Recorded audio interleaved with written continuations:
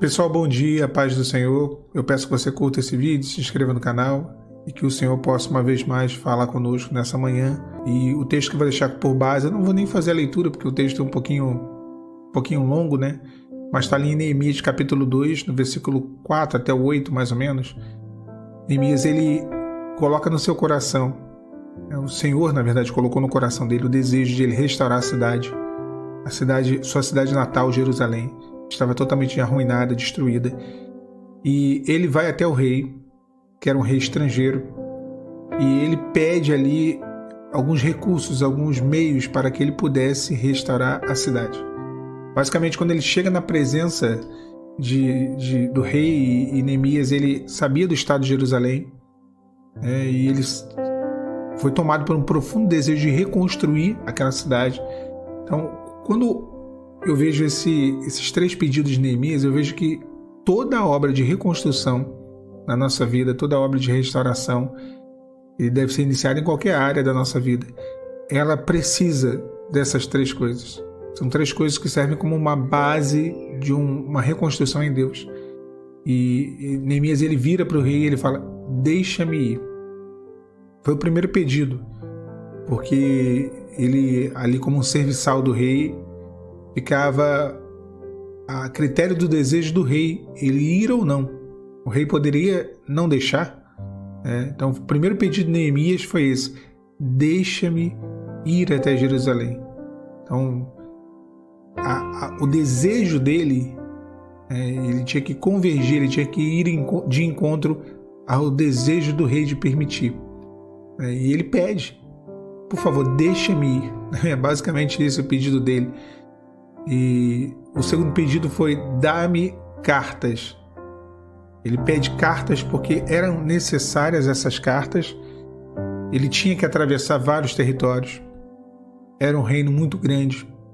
Para que ele saísse ali de onde ele estava, do Palácio Real, e fosse até Jerusalém, ele ia passar por territórios onde alguns governantes ou governadores do próprio reino, mas que não sabiam, naquela época não tinha a comunicação que temos hoje, eles não sabiam, da autorização que foi dada pelo rei, que Neemias tinha sem autorização para cruzar os territórios e ir até Jerusalém com a sua comitiva, levando as coisas que ele levaria. Então, nessa jornada, se alguém quisesse impedir, dizendo: você não vai, ou daqui você não passa, essa pessoa olharia para as cartas e ela ali verificaria o destino de Neemias e a autorização, a autoridade que ele tinha, aquilo que lhe foi dado. Então, foi o segundo pedido de Neemias. E o último pedido dele para o rei foi: dá-me recursos. Era necessário que uma obra fosse feita, mas como fazer uma obra se não tem material? Era necessária a obra, mas eram necessários os materiais, todos os meios e recursos para que aquela obra de fato ela fosse concretizada. E aí, como eu falei, essa é a base de esses três pedidos são a base, esses três motivos aqui são a base de qualquer restauração de Deus na nossa vida. Deixar-me ir, pedir ao Senhor, que vá conosco, que nos dê a aprovação dele, a promessa dele, porque quando o Senhor fala: vai, faz, luta, persevere, faça isso, continue, prossiga, é um sim de Deus, é uma autorização do Senhor, uma permissão de Deus para que venhamos a realizar. E eu sempre dou o exemplo de Moisés, que ele fala para o Senhor: Senhor, se a tua presença não for comigo, eu não vou adiante. E o Senhor fala: olha, vai porque a minha presença irá contigo. E esse estar com Deus, essa condição, ela sempre foi algo que fazia parte da jornada desses patriarcas, desses homens e mulheres da Bíblia. Nós vemos que quantas vezes um dos votos de Jacó é até bem interessante. Ele fala assim: se tu fores comigo, se tu fores o meu Deus, eu serei o teu servo e te servirei.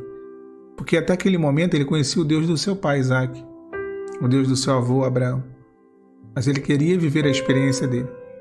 Deixa-me ir, permita, Senhor, vá comigo, Senhor, deixa-me ir, deixa eu realizar essa obra. Deixe buscar por isso. E eu tenho certeza que muitos pediram isso ao Senhor e têm pedido. E esse é um dos pedidos que o rei ouviu de Neemias. Ele permitiu, sim. O segundo pedido foi: dá-me cartas. E aqui a gente está falando de uma autorização formal. A gente está falando de uma autoridade que foi conferida a ele para que ele pudesse realizar aquela obra, para que ninguém o impedisse.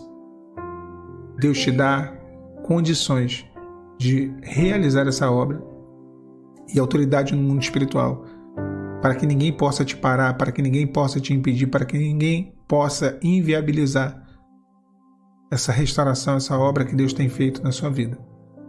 Essa reconstrução que começa em você. O último pedido de Neemias foi: dá-me recursos.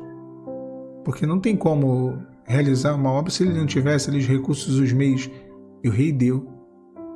Pode parecer até um pedido meio abusado, né? Ele pede uma férias prolongada ao rei, pede carta de autorização em nome do rei, e ainda pede recursos, e o rei deu. Deus vai te dar todos os recursos necessários para que você consiga alcançar os projetos dele para a tua vida. Para que a sua Jerusalém, eu não sei qual é a área da sua vida que hoje é Jerusalém, que está destruída, que está arruinada, que está devastada, para que a tua Jerusalém possa ser restaurada, Deus te dará os recursos necessários. O Senhor sabe. E o maravilhoso do texto, né, o texto ele fala assim: e o rei mais deu, segundo a boa mão de Deus sobre mim.